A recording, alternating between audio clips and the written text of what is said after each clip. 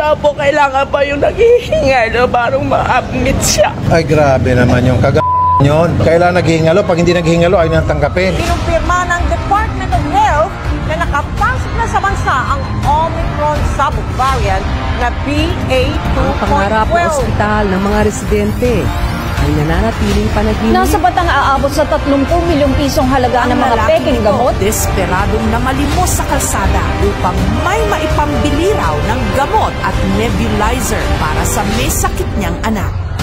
Dahil ngayon pa lamang ay sinasabi na ng Ospital ng Maynila na kung dito nila dadalhin yung mga pasyente ay baka hindi agad maasikaso dahil sa dami na nga ng mga pasyente. COVID-19 patients sa Mindanao. Kakulangan ng medical equipment at staff, papaano na lang kung kulang na nga, binawasan pa ang budget. Umabot na sa 4,011 ang bilang ng patay. Habang patuloy na napupuno ang mga ospital sa bansa. Problema sa mga pampublikong ospital ang kakulangan ng medical equipment at staff, papaano na lang kung kulang na nga, binawasan pa ang budget. Humingi din pera, kung wala ka rin pera, hindi rin lalabas yung gamot. Ang buhay ngayon talagang pera-pera lang.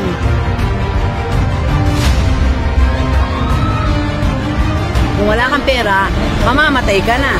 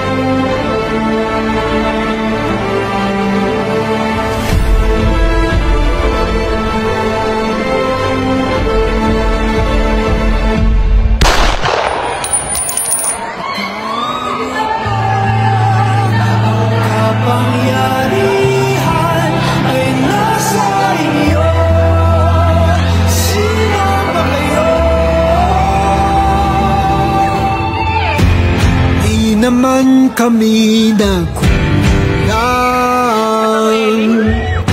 sa aming pag-unawa.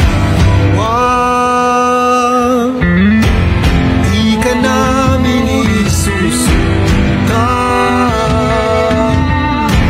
kung hindi ka pa sundulan. Huwag niyong tapakan ang katarungan. Nyo ba ang kapangyarihan ay nasa inyo? Sino ba kayo?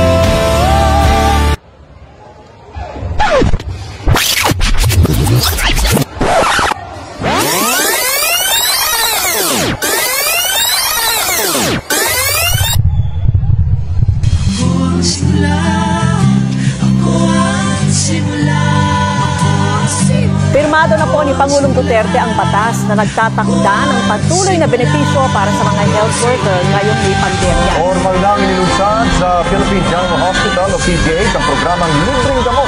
Libre na sa Quezon City ang mga gamot para sa mga residenteng may problema sa mental health. Posibleng mas madagdagan pa ang ilang benepisyo ng PhilHealth. Dahilanan kung paano ako ang tutupad sa pangakong ito.